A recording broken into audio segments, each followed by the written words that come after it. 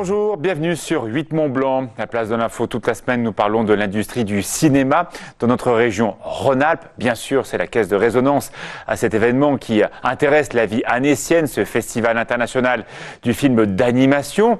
Bonjour Serge Delmontex. Bonjour Alexis. On va parler tout à l'heure de ce business, de ce secteur qui existe en Rhône-Alpes. Est-ce que c'est rentable ? Eh bien, on va répondre aux grincheux qui disent que Annecy n'est pas Cannes. Ah, ça c'est toujours un peu une question. Évidemment, même question, Grégory Fass, merci d'être avec nous. Vous êtes le directeur de Rhône-Alpes Cinéma. Il y a des films qui sont produits en Rhône-Alpes, il y a des tournages, il y a une filière donc de l'image animée. C'est rentable ou pas réellement ? Voilà, c'est une tellement grande question qu'il faudrait à peu près toute la journée pour y répondre. Mais en tout cas, pour la région, c'est une bonne affaire. Une bonne affaire et aussi un sujet régalien. Il faut rappeler que c'est le général de Gaulle qui avait choisi Annecy comme Cannes pour installer ces festivals décentralisés. Ce n'étaient pas des festivals parisiens, loin de là.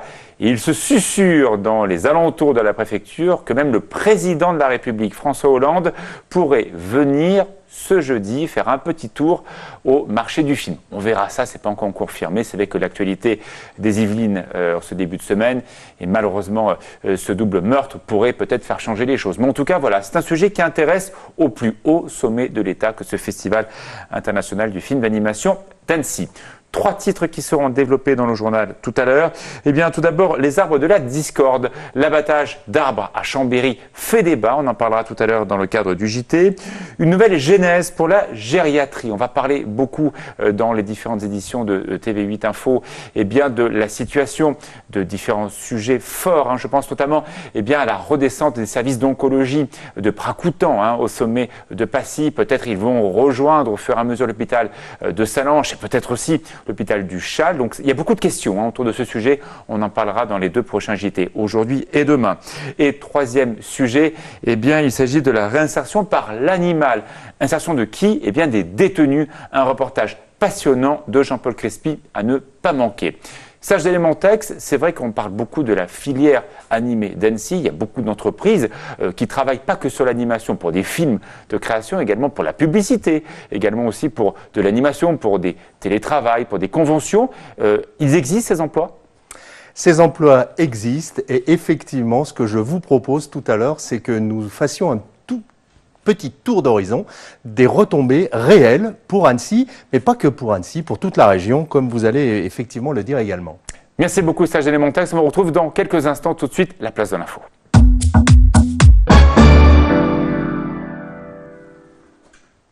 Place de l'info consacrée toute la semaine à l'industrie du cinéma, qui est une réalité dans la région Rhône-Alpes, avec des films qui ont cartonné. On va citer évidemment quelques titres forts depuis ces quelques années.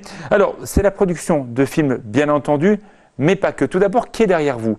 Des politiques, des industries qui vous financent ?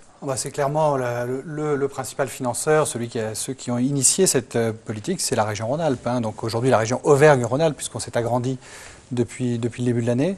Et donc, c'est une politique qui est à la fois menée par l'État, donc par le CNC, qui est l'organisme qui chapeaute toutes nos activités en matière de cinéma, et la région, donc dans le cadre d'un partenariat assez vaste.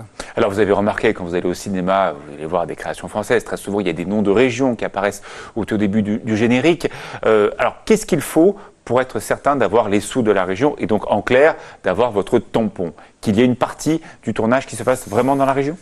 Oui, alors c'est souvent des choix. Nous, on a un système, il y a différents systèmes possibles, mais nous, c'est un système de comité. Donc, ce sont des professionnels qui se réunissent avec la région. Et donc, on va essayer, on nous propose beaucoup de projets, en fait.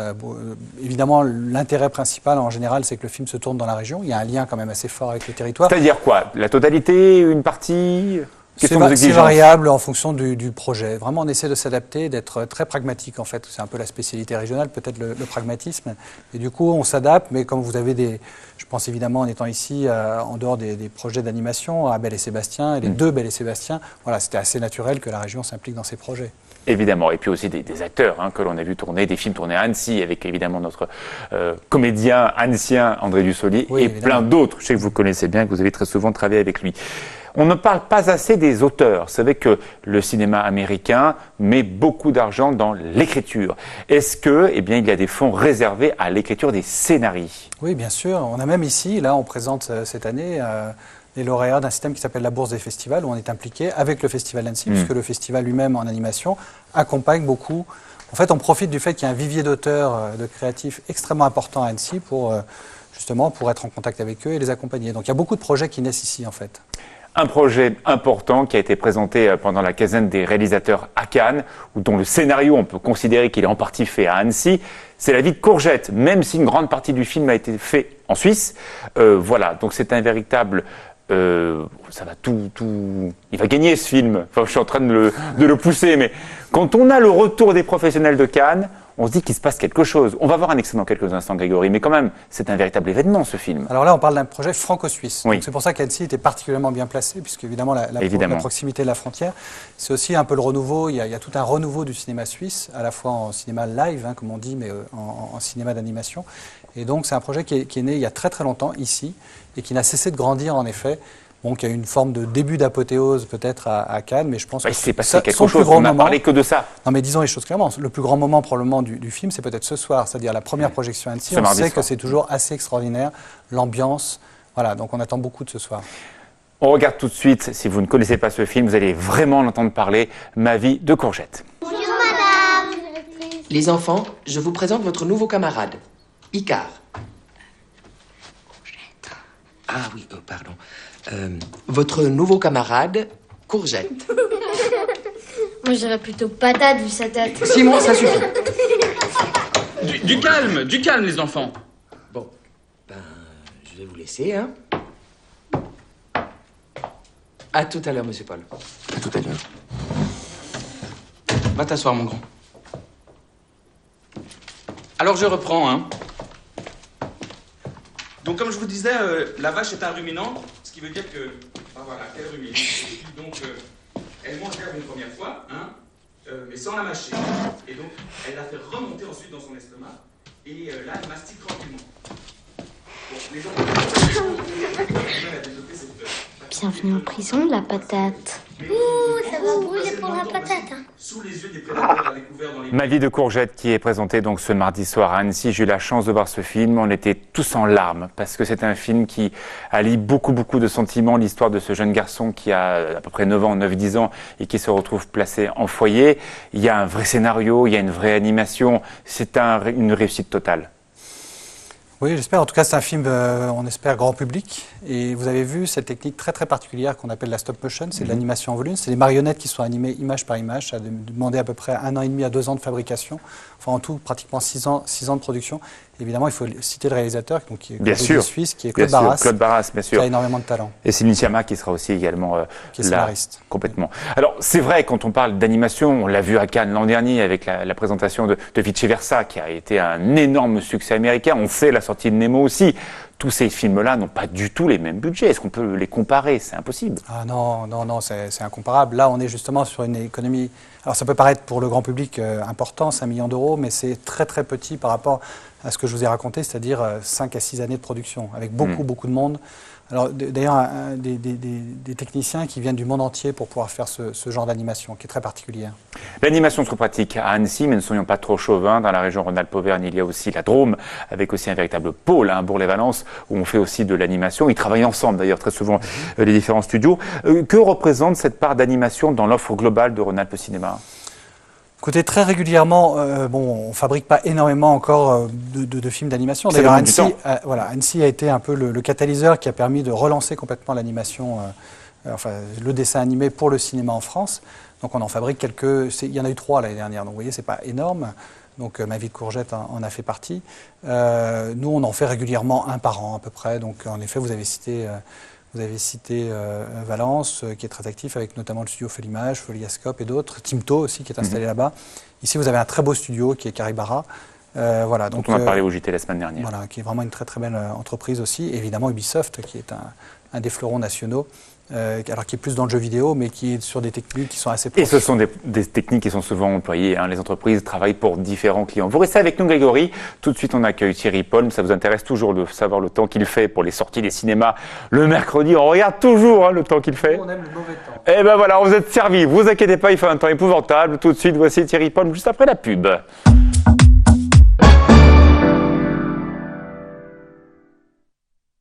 Nous parlons du cinéma toute la semaine sur 8 Mont Blanc avec nous Thierry Paulme qui est le meilleur ami des amateurs de cinéma parce qu'il n'annonce que du mauvais temps. Une très bonne nouvelle pour Grégory. Non, une moins bonne nouvelle quand même pour le festival. Parce que Non, c'est oui, agréable c'est sous pas le soleil. terrible. Alors c'est vrai, Grégory va l'expliquer dans quelques instants. Très important de savoir le temps qu'il fait, le mercredi à 14h pour évidemment voir ses premières séances des films qui sortent là, en l'occurrence ce mercredi. Alors ce mercredi, il fait beau ou pas? Non, il ne fait pas beau. Vous rigolez, ce serait trop bien. Un peu mieux que ce mardi? Oui, c'est un peu mieux quand même. On aura moins de précipitations mercredi. Ce sera que provisoire, malheureusement. Mais en tout cas, on devrait, avec un petit peu de chance, avoir une journée sèche.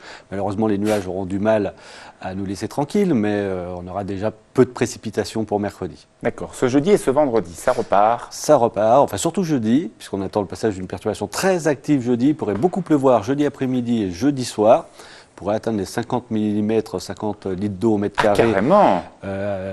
Localement pour la soirée Je de ne vais jeudi. pas vous taquiner, mais on dit que François Hollande pourrait venir jeudi. Il va Embarque. tomber des trombes d'eau, ça c'est logique.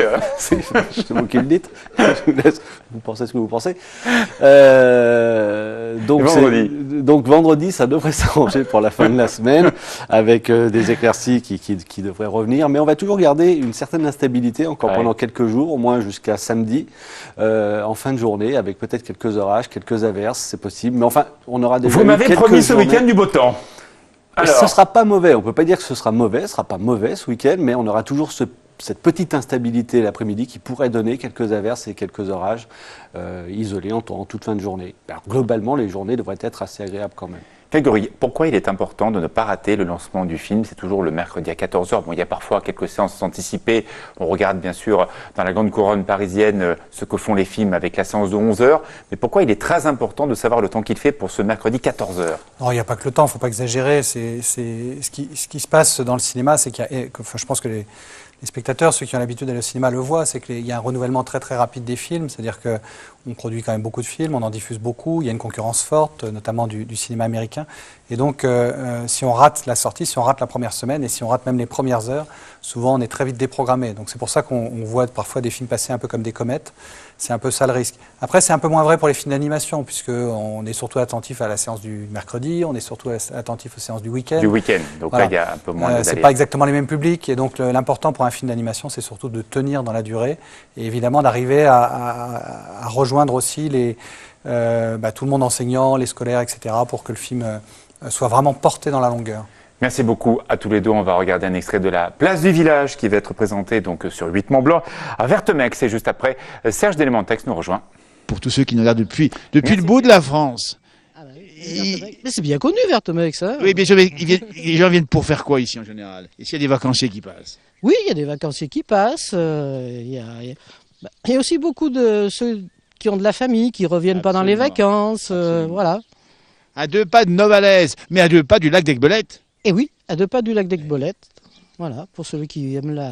Eh bien, on va le rappeler à ceux qui veulent prendre des vacances en pays de Savoie. C'est en Savoie où nous sommes, à Vertemey. Nous sommes alors en pays savoyard, pas loin du lac d'Aiguebelette. Et c'est un lac magnifique. Un très très beau lac, oui. Vous pêchez là-bas? Non, je ne vais pas là-bas, mais non, nous on fait les petits cours d'eau. Les petits cours d'eau. Les petits ruisseaux. Mais les petits cours d'eau, je sais, il faut souvent les grandes rivières. Oui, c'est ça. Merci de votre bonne humeur, Chantal. Et on vous a malheureusement laissé porter ces kilos de bois ici. Non, mais c'est pas très lourd, vous inquiétez pas. Hein. Merci beaucoup Merci. de ce témoignage. Bonne journée. La place du village à ne pas manquer sur 8 Mont Blanc. Serge Delmontex nous a rejoint. Nous parlons donc de l'industrie, de l'économie de ce cinéma en Rhône-Alpes et bien sûr de cette filière animation. C'est vrai que quand on parle du Festival d'Annecy, on est enclin à comparer avec le grand festival de Cannes. Là, l'impact est effectivement fort différent, puisque à Annecy, on a peu de chance de croiser des grandes vedettes internationales et des stars. Difficile d'imaginer un tapis rouge avec Blanche-Neige et Mickey, bien sûr, qui défileraient devant une haie de photographes. Pour autant, Alexis, l'impact du festival est loin d'être neutre pour notre région, puisque c'est un festival qui a pris vraiment toute sa place depuis de nombreuses années. Les chiffres sont éloquents, puisque si on parle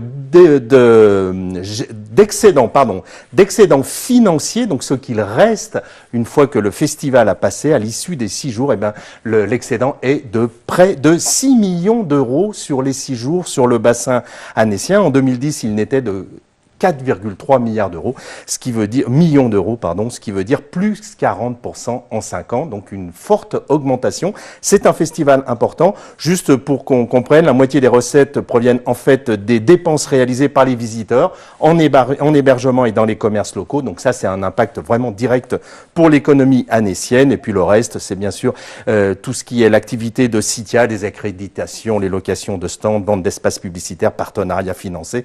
Et puis, bien sûr, également les subventions de l'État. Voilà pour le détail.